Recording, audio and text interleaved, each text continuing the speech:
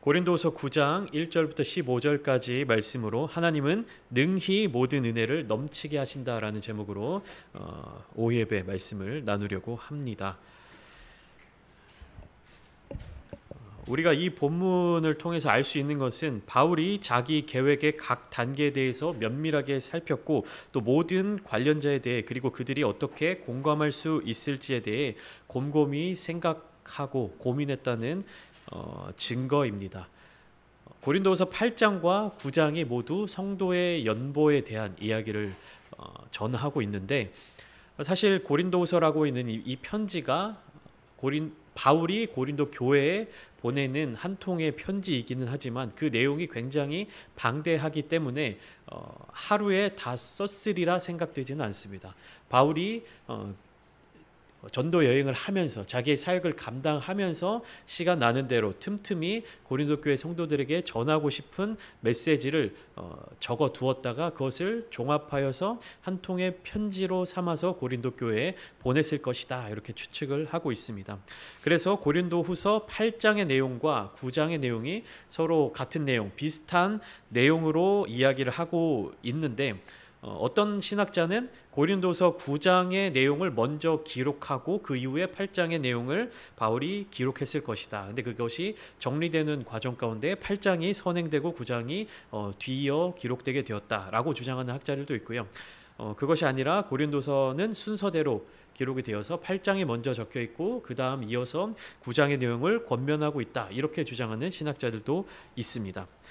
그런 여러 가지 신학적인 해석이나 분석과는 상관없이 우리는 고린도후서 8장과 그리고 고린도후서 9장을 통해서 바울이 고린도 교회 성도들에게 소개하고 싶은 하나님의 성품, 하나님의 은혜, 하나님의 능력 그리고 고린도 교회 성도들이 바울에게 약속했던 그 약속이 무엇인지를 다시금 기억하게 만들고 있다는 점에 우리는 주목할 필요가 있습니다.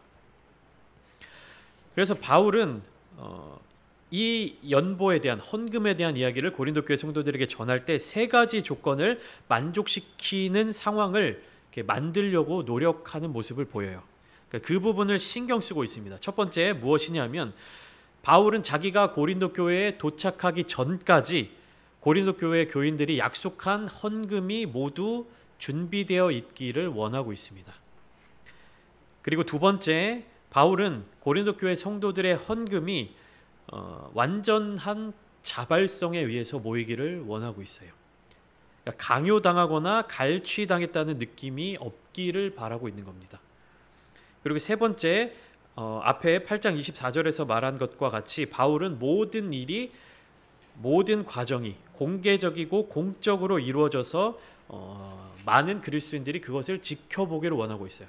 바울의 개인적인 능력, 개인적인 의도, 개인적인 과정을 통해서 이 헌금이 모이고 전달되는 것이 아니라 공적인 인물들을 통해서 공적인 과정을 거쳐서 공적인 어떤 사건으로 이루어지기를 소망하고 있는 것입니다. 사실 고린도 교회 성도들이 처음에 연보, 이 헌금을 하고자 했던 그 마음이나 열심은 얼마나 대단했냐 하면 그 열심을 보고 마게도냐 지역의 교인들, 그 성도들도 연보에 참여하고자 하는 마음이 생길 정도였습니다. 그러니까 2절 말씀처럼 마가야에서는 1년 전부터 준비하였다는 것을 마게도냐에 자랑하였는데 과연 너희의 열심이 퍽 많은 사람들을 분발하게 하였다. 바울이 이렇게 편지를 쓰고 있죠. 그러니까 이 고린도 교회 성도들 아가야 지방이 그 고린도가 소속되어 있는 그 그리스 남부 지역을 의미합니다. 근데 이 아가야 지방의 열심이 그리스의 북부 지방까지 소문이 펼쳐져서 그들로 하여금 또 열심을 갖게끔 그렇게 만들었다는 것이죠. 그런데 지금은 어떻습니까? 1년이 지난 후에 바울은 당황한 마음이 느껴져요. 바울의 당황한 마음이 느껴져요. 왜냐하면 고린도 교회 성도들의 어떤 그 선한 마음이라든지 의도가 줄어든 것은 아니었지만 1년이 지나도록 그들이 약속하고 그들이 이야기한 그 연보가 완성되지 못했다는 사실이 바울을 당혹스럽게 만들었습니다. 그래서 바울은 이 부분에 대해서 굉장히 조심스럽게 고린도 교회 성도들에게 편지를 쓰고 있는 거예요. 하나님께 받은 은혜는 우리 안에 있는 그분의 자비하심으로 다시 나타나야 된다. 다시 드러내야 한다. 우리에게 향하신 하나님의 은혜는 무한하고 측량할 수 없기 때문에 그것을 받는 우리는 하나님의 은혜를 계산하거나 측량하거나 세어보는 것이 아니라 온전히 받고 그것을 또 나누는 삶으로 살아가야 한다. 이 이야기를 하고자 하는 거예요. 그렇기 때문에 우리는 강요당하는 것이 아니라, 그러니까 헌금을 드리고 연보를 하는 것이 강요에 의해서 하는 것이 아니라 하나님의 은혜가 우리에게 충만하기 때문에 자발적으로 즐겨내는 그 반응을 보이기를 원하는 거예요. 7절 말씀처럼 하나님은 즐겨내는 자를 사랑하신다라고 말씀하시는데, 왜냐하면 하나님 그분이 그의 택한 백성들에게, 그의 사랑하는 자녀들에게 주시는 것을 무한한 기쁨으로 여기시는 분이시기 때문이에요. 하나님께서는 백성들에게, 자녀들에게 무엇인가를 받고자 하시고 그것을 받는 것으로 기뻐하시는 것이 아니라 주시는 것에 기쁨을 누리시는 분이시기 때문입니다. 하지만 바울은 고린도 교회 성도들에게 이 부분을 독려하고 격려하면서 너희가 급한 마음으로 충동적으로 그렇게 연보하라고 이런 의도로 얘기하는 것이 아닙니다. 그렇기 때문에 각 사람은 그 마음에 정한 대로 해야 한다라고 이야기를 하고 있고요. 그 마음속으로 결정하고 나서는, 그것을 정하고 나서는 어떻게 하나님께 기쁜 마음으로, 즐거운 마음으로 드릴 수 있어야 한다라고 이야기를 합니다. 그러니까 관대하게 드리는 것, 즐겁게 드리는 것, 이 관대한 헌금의 결과를 세 가지로 요약하고 있는데 이따가 다시 함께 나누겠지만, 첫 번째는 관대하게 주는 사람은 의의 열매로 복을 맺는다고 합니다. 그리고 두 번째, 바울을 통해 전달된 그들의 헌금은 하나님께 감사하게 하는 것이라고 표현하고 있어요.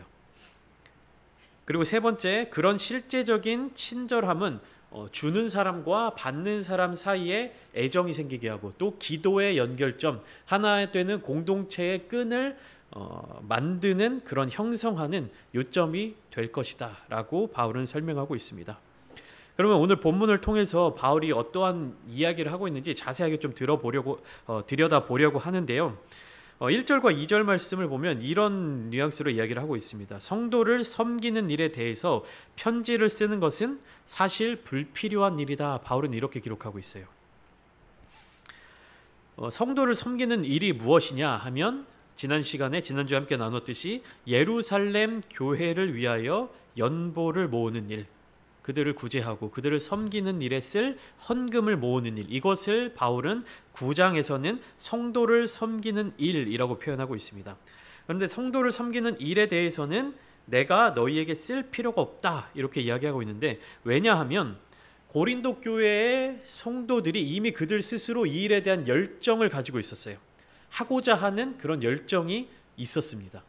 그렇기 때문에 바울은 굳이 이 부분에 대해서 고린도 교회 성도들에게 강조하거나 다시 한번 가르치거나 반복할 필요가 없다라고 이야기를 하고 있었습니다. 그러니까 고린도 교회 성도들이 먼저 우리가 예루살렘 교회를 섬기기 위한, 그들을 돕기 위한 연보를 마련하겠습니다 라는 이야기를 하니까 바울은 어떻습니까? 이 고린도 교회 성도들에게는 더 이상 여러분들 연보를 하십시오, 헌금을 하십시오, 예루살렘 교회를 도와야 합니다, 이 얘기를 할 필요가 없다는 사실이에요.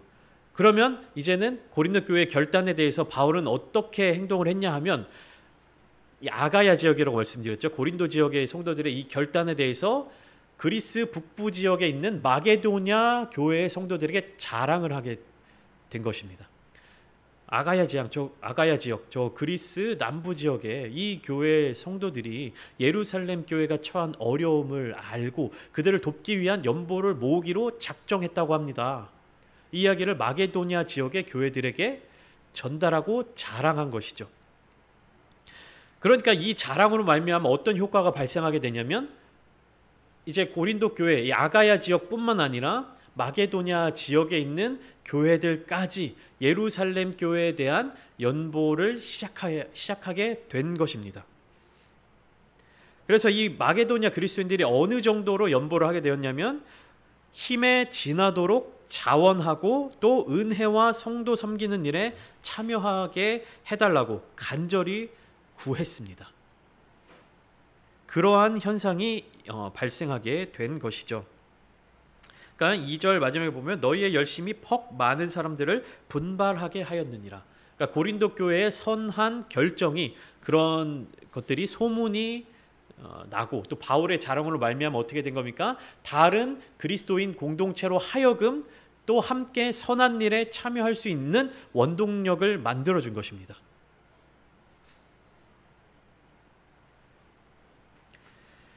근데 이제 3절부터는 바울이 조심스럽게 고린도 교회의 상황에 대해서 이야기를 하고 있는 것이죠. 1년 전에 너희의 그 열심이 마게도니아 지역의 교회의 성도들에게까지 선한 영향력을 끼쳤다. 그래서 3절에 보면 이 형제들을 보낸 것은 이 일에 너희를 위한 우리의 자랑이 헛되지 않고 내가 말한 것 같이 준비하게 하려 함이라. 여기에 나오는 형제들은 아마 8장 16절부터 24절까지 소개하고 있는 디도와 다른 두 형제를 의미하는 것 같습니다. 그러니까 바울의 자랑이 헛되지 않고 고린도 교회의 성도들이 연보를 잘 준비할 수 있도록 격려하는 차원에서 메시지를 적고 있는 것이죠. 왜냐하면 이후에 바울과 함께 마게도냐 지역의 교회의 성도들이 고린도를 방문하게 되었을 때 고린도 교회 성도들이 연보를 준비하지 않았다는 사실을 알게 되면 일단은 첫 번째로 고린도 교회 성도들이 부끄러워질 것이고 바울 자신도 자랑한 그 말에 대해서 상당히 부끄러워지고 난감해질 것이기 때문입니다. 그러니까 무슨 일이냐면 고린도 교회 성도들이 우리가 예루살렘 교회를 섬기고 그들을 돕기 위해 연보하겠습니다 라는 이야기를 했죠.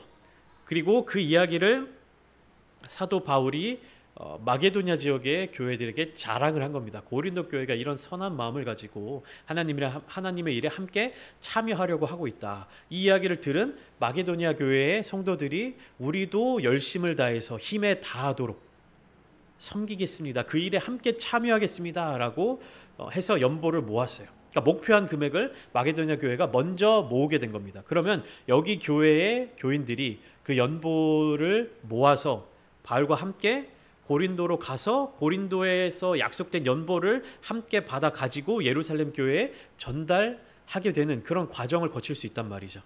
그런데 마게도냐 지역의 교회들은 더 늦게 시작했잖아요. 고린도 교회보다 더 늦게 시작했는데 목표한 헌금이 더 빨리 모였다. 더 먼저 모였다. 그래서 이제 예루살렘 교회로 전달하는 일이 남았다라고 하는 이 사실이 고린도 교회로 하여금 부끄러워지고 당황스러워질 수 있다라는 사실을 알려주는 겁니다. 그렇기 때문에 고린도 교회 성도들이 부끄러운 상황에 빠지지 않게 하기 위해서 이 편지를 통해서 너희가 1년 전에 약속했던 그 연보를 너희의 힘으로 완성할 수 있도록 하자 이렇게 권면하고 있는 것입니다. 그래서 5절 말씀을 보면 이렇게 미리 준비해야 마지못해 내는 헌금이 되는 것이 아니라 기쁜 마음으로 마련한 연보가 되는 거예요. 그러니까 여기에서 마게도냐 교회 연보를 다 가지고 이제 고린도 교회 연보를 가지러 갔는데 그때 연보가 모여 있지 않아서 그제서야 빨리 더 내봐라, 더 내라, 더 모아라, 더 헌신해라, 더 헌금해라 이렇게 해서 연보를 모으게 되면 그것이 마지못해 내게 되는 헌금으로 변질될 수 있다는 거예요.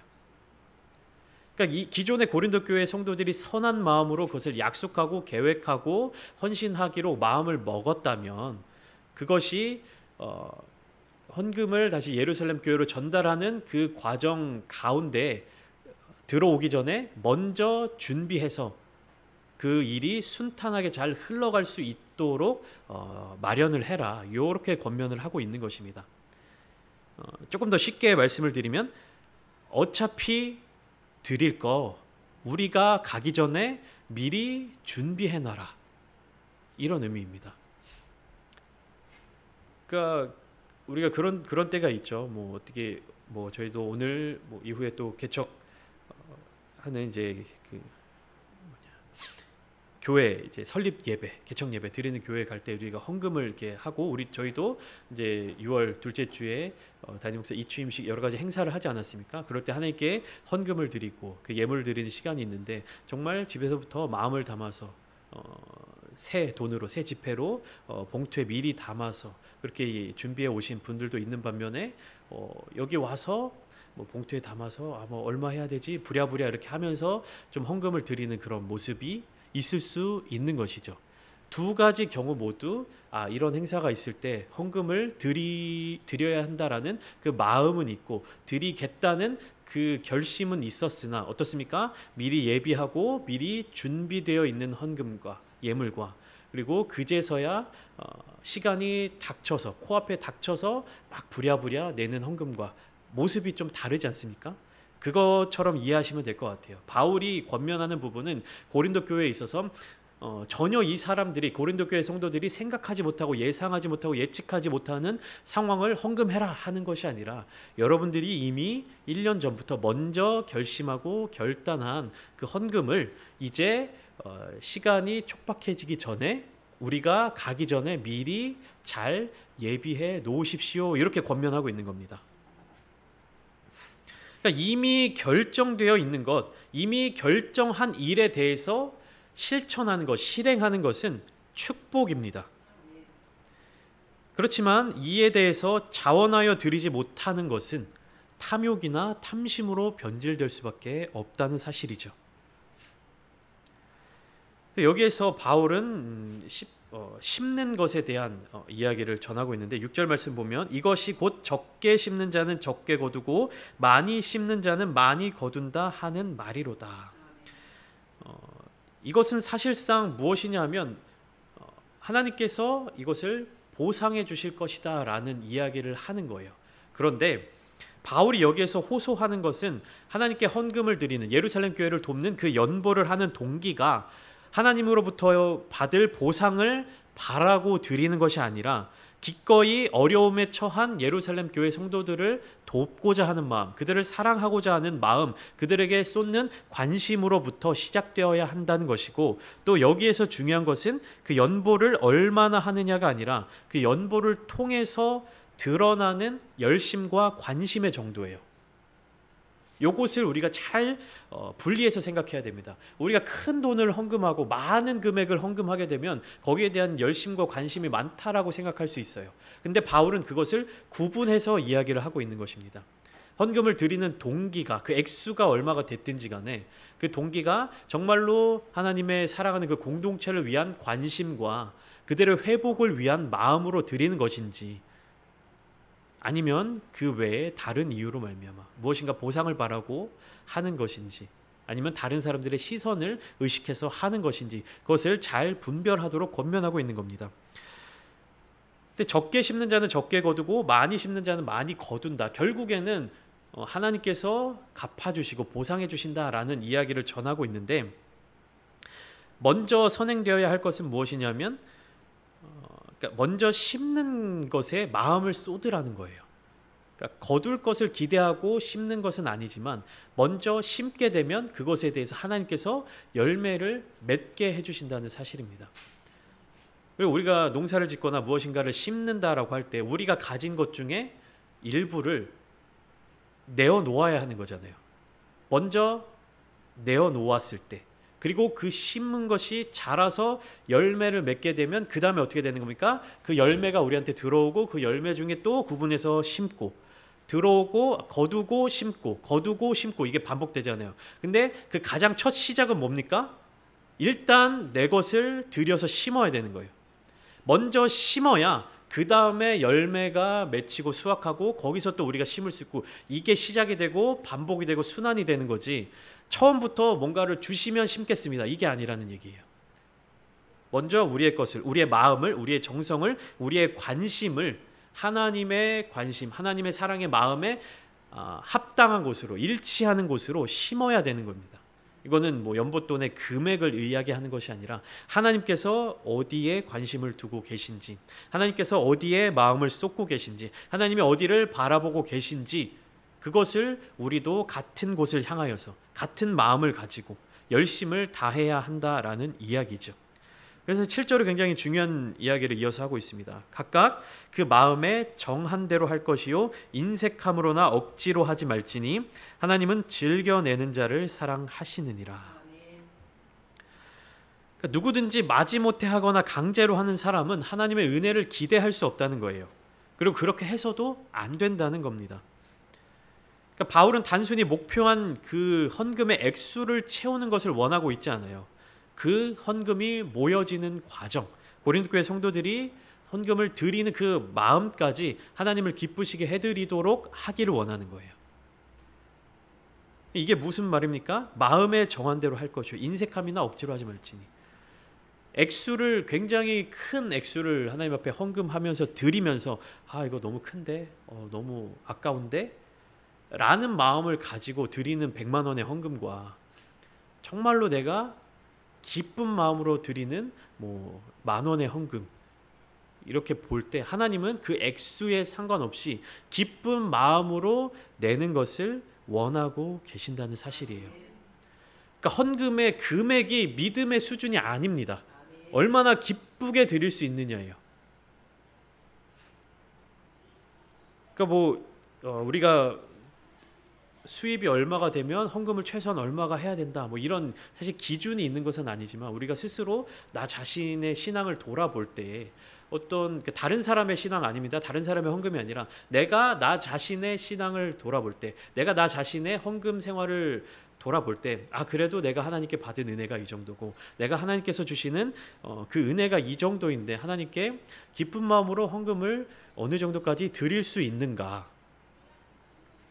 만약에 여러분들 마음속에 이 정도까지는 하나님께 기쁜 마음으로 드릴 수 있는데 이 정도 금액의 이상은 뭔가 내가 이 직분을 받았으니까, 내가 교회를 몇 년간 다녔으니까, 저 사람보다 내가 교회를 더 오래 다녔으니까, 신앙생활을 오래 했으니까 그래도 헌금 이 정도는 해야 되지 않을까?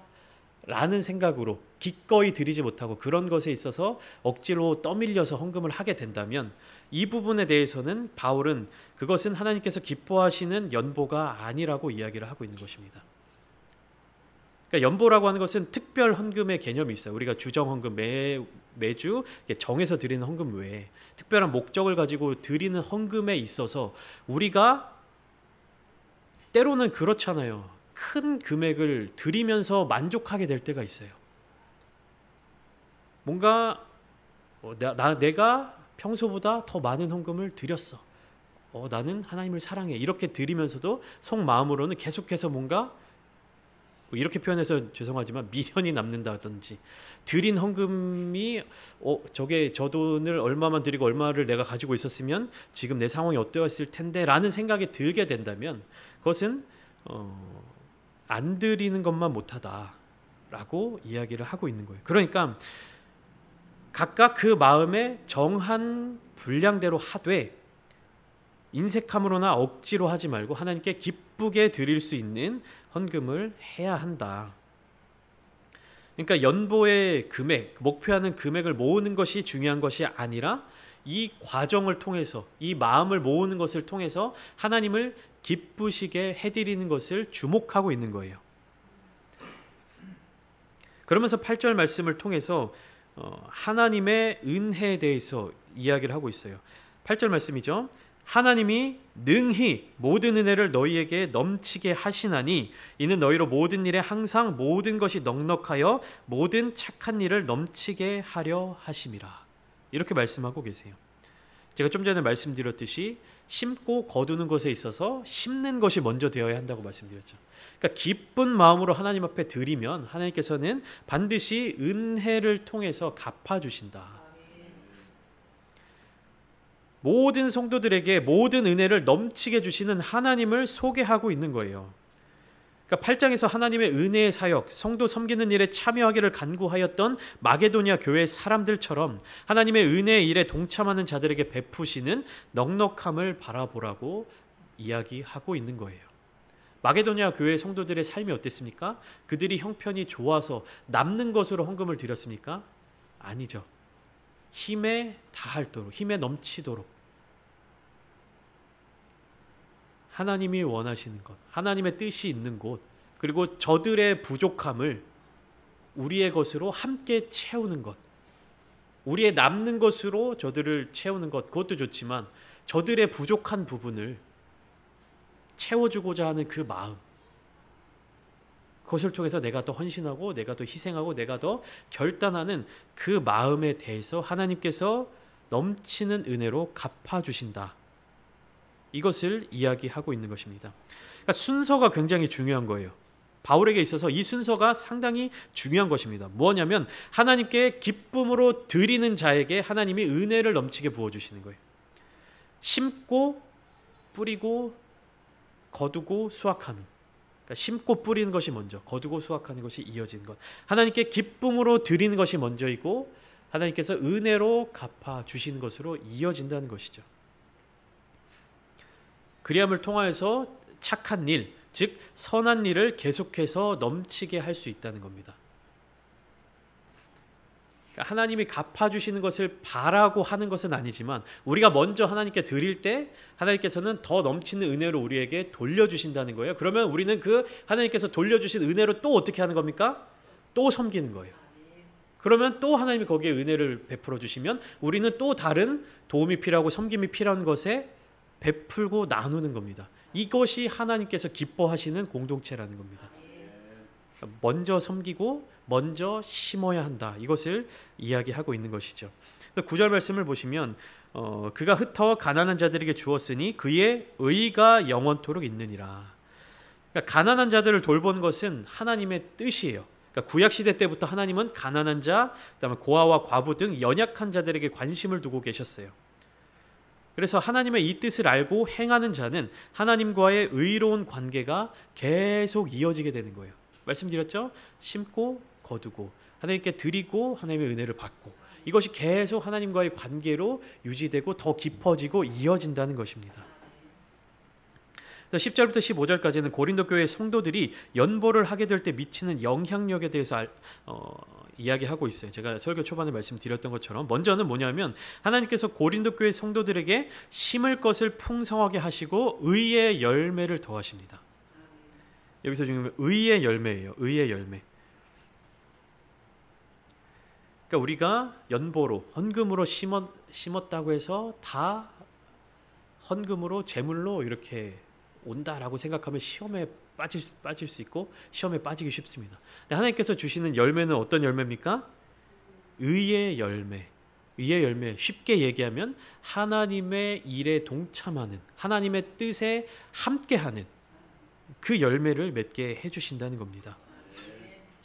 그리고 이어서 많은 사람들이 하나님께 감사하게 될 것입니다. 하나님께 감사가 넘치게 된다는 사실은 뭐냐면 하나님께서 영광 받으신다는 것이고 하나님께 기쁨으로 드린다는 것이고 다시금 감사하는 자들에게 감사할 것을 넘치도록 베풀어 주시는 하나님의 은혜를 경험하게 된다는 거예요. 그리고 또 12절에 보면 봉사의 직무가 성도의 부족한 것을 보충하고 넘치게 할 것이다. 또 하나님께 영광을 돌리게 될 것이다. 그리고 또 가장 중요한 것은 이 고린도 교회 성도들의 연보를 받는 교회 공동체, 즉 예루살렘 교회가 주는 공동체들을 위해서 기도하게 될 것이다. 서로가 서로를 위하여 기도하는 교회, 서로가 서로를 위하여 헌신하는 교회, 서로가 서로를 위하여 섬기는 교회, 그 교회가 하나님께서 기뻐하시는 교회고 이 모든 것이 하나님의 넘치는 은혜라는 사실입니다. 그래서 이 은혜를 구하는 교회가 되어야 한다. 바울이 이 부분을 강조하고 있는 거예요. 어떻게 보면 고린도 교회 입장에서 보면 부담스러운 이야기일 수도 있습니다. 그리고 이 말을 해야 하는 바울의 입장에 있어서도 너 왜 약속한 헌금을 내지 않습니까? 헌금 내세요 라는 말이 굉장히 껄끄러울 수 있어요. 그러나 바울은 이 모든 일에 대해서 무엇으로 표현하냐면 하나님의 은혜로 표현하고 있는 것입니다. 우리가 섬길 수 있는 것도 하나님의 은혜이며 우리가 부족함 가운데서도 감사할 수 있는 것이 하나님의 은혜이고 우리의 어떠한 것으로 우리의 섬김으로 부족한 곳을 채울 수 있는 것도 하나님의 은혜이다. 그래서 이 은혜를 구하는 교회가 되어야 한다. 바울은 권면하고 있는 것입니다. 그래서 이 말씀을 듣고 이 말씀을 묵상하고 고린도 후서를 그리고 특별히 고린도서 8장과 9장을 함께 나누는 우리 교회 그리고 저와 여러분들의 삶의 자리 가운데도 이 하나님의 넘치는 은혜가 항상 함께 하시기를 축원합니다.